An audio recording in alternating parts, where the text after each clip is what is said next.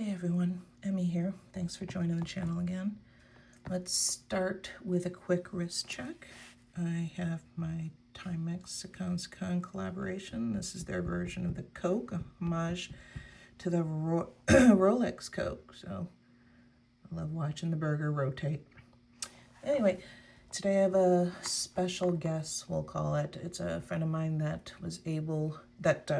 ended up doing their very own watch build for the first time after watching my videos. So without further ado, let me play the video. All right, so today I'm going to be building a watch that my friend Emmy got for me to do my first watch build. I have no idea what I'm doing, but we're going to fumble along together. And really quick before I start, let's start with a quick wrist check. This is the Grand Seiko Snowflake, which is really what launched Grand Seiko's popularity with the spring drive movement. Check out that clean sweep of the hand. Yeah, I could talk all day about how this works, but we'll save that for another time. Alright, so let's do a quick inventory check. So today we're building a Padres-themed GMT. And we're using a NH34 GMT movement built by Seiko. So we have our movement, we have our case, our bracelet, our seconds, hours, and minutes hands, our GMT hand, our dial, and our bezel. So it looks like we have what we need to make a complete watch. Alright, moving on to step one. First things first, let's grab the movement and set it into our fixture here.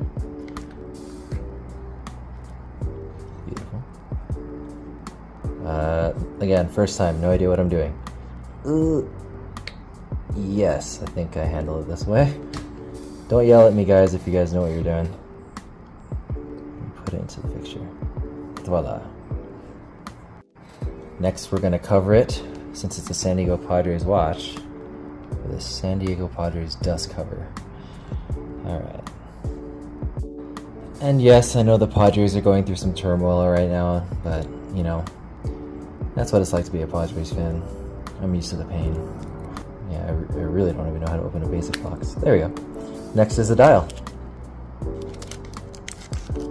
Alright. And so, as Emmy would say, there's the dial, and you'll notice there are some prongs at the bottom. The trick is to figure out which prongs are actually compatible with whatever movement you have to see what holes there are on the movement. Line them up, stick it in. For the extra ones, you can easily remove them, and that's what we'll be doing if I have to. Look at that dial. Oh yeah, and just to clarify, blue, yes I know, Padres 90s jerseys, not the current brown and gold.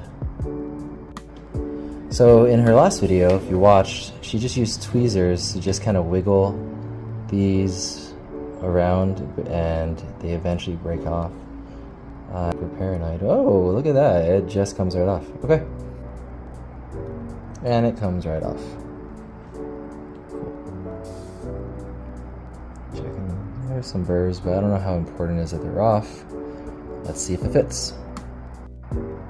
Alright, so we're gonna actually zoom in here to show you. We gotta put this U spacer on the movement. Oh no. I don't know what I'm doing. Okay. Place it right there. You can kind of see the U. It's like a upside down taco. That's the best way I can describe it. Right there on there, which gives us the ability to throw the dial on. So let's do that. Yeah, this is why this is just a hobby and not a profession for me. Alright, I think it's seated in there. We're ready to go. Alright, so now that that's in, I remember in the video that she posted, the reason she put that taco ring thing in was because she was having trouble getting the date window to transition. So we're going to try doing that now, because the next step is to quote quote set the time. So there, we pull this out, try to set the time, and what we're trying to do is turn it until the date switches and then stop. So almost there. Got him, coach. Go close that. Okay. Alright, so looking back at the video that she posted before, she did not put that in, so we're going to leave that out. Now we're going to move on to the hands. Now the hands, we go in order of the size of the ring. So for these, we're going to start with the GMT. This GMT hand, you can see, has the biggest ring. So we start with that one first. So first things first. Oh yeah, sweet. They make it look so easy, and especially in the IWC videos on where they post how they build the watches. Yep. Oh yeah. That's exactly what I want. Gotcha. Cool. Neither a watchmaker nor a surgeon. Let's get this guy aligned with the 12 o'clock marker.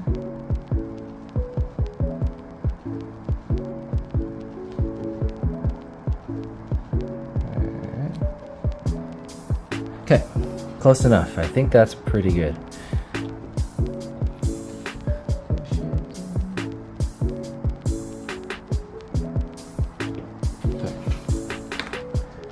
Didn't have to use that much pressure. So it's seated, and now we can kind of see I'm able to move the stem, the crown, and it actually is sliding across quite nicely.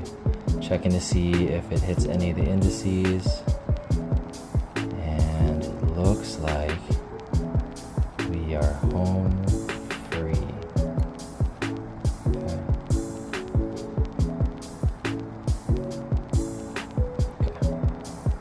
On to the next hand.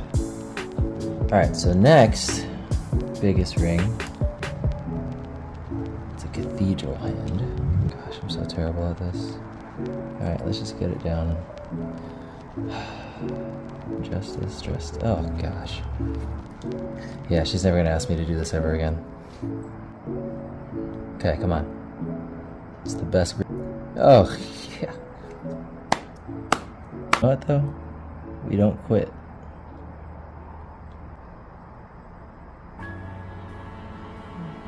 Get. Alright, next is the minute hand.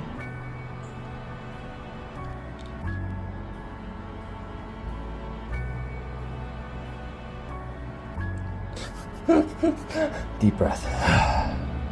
Come on. I'm gonna cry.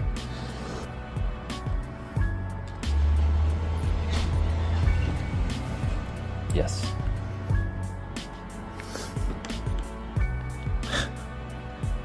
Yeah. Like a surgeon. Oh, there we go.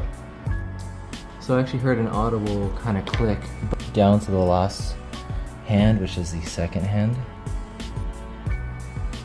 It's hard. Most of them sit around.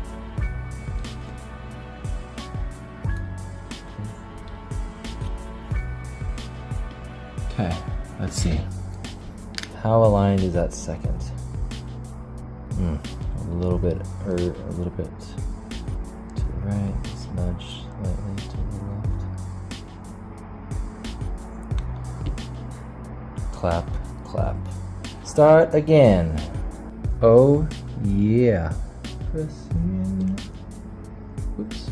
Well, alright, well I think I got it. Let's just go ahead and test this again. Let's run a little test just to see if this thing actually works.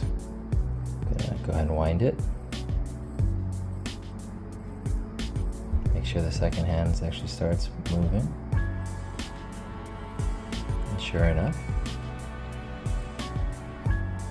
it works. Success on that part. Now I think the next step we have to do is we have to remove this stem because this is a temporary one for the movement, and we'll have to take this one out, put it in the case, and then install the real stem. So let's go do that now. So we're gonna carefully place this down, upside down. Now this thing's upside down, we have to go unseat this thing. Ah, that was it. Sweet.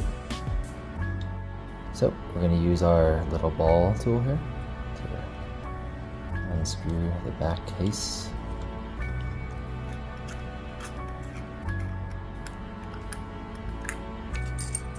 So next, we're going to take the actual dial and we're going to plop it in to the case. Just let it go. Make sure it's even. Okay. Next is the scariest part for me, is we have to take the actual stem that I'm going to use and put this in and then measure how much of it needs to be cut. So let's try that. Try to put it in the slot. Hear that? So we're able to wind it. What we gotta do is we gotta measure the distance between the case and the crown. We're gonna cut 5.9 millimeters. Or in the side of like 5.8 millimeters just to be safe, but that's how much we need to cut off the stem. So, removing the stem again, push down here. Comes right out.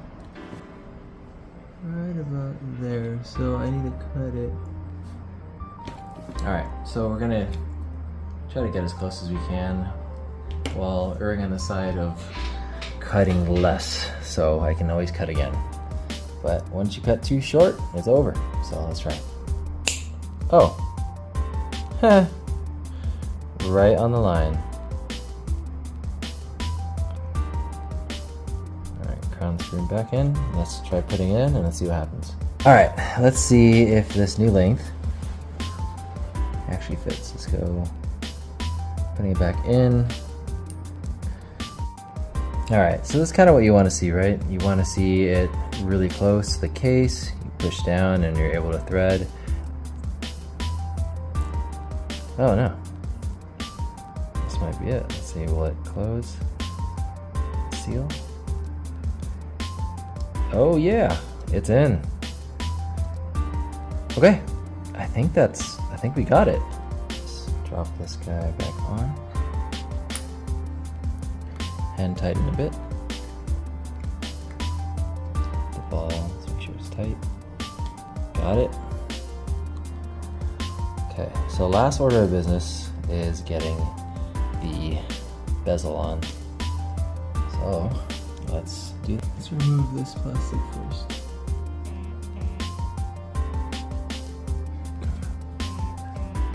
Cut that off. The 12-hour mark.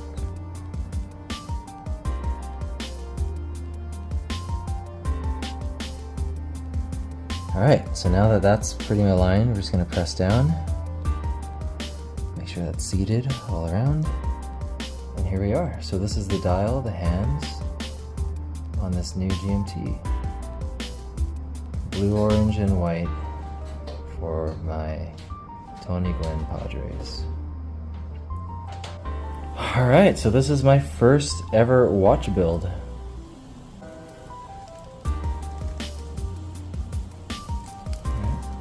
So now let's do a little quick wrist check. Alright, Emmy, thanks for the challenge. Here's a wrist check of my first watch build. I wouldn't have done it without you. Thank you so much for challenging me. Thank you so much for your videos. Everyone, like and subscribe and support my friend. Take care.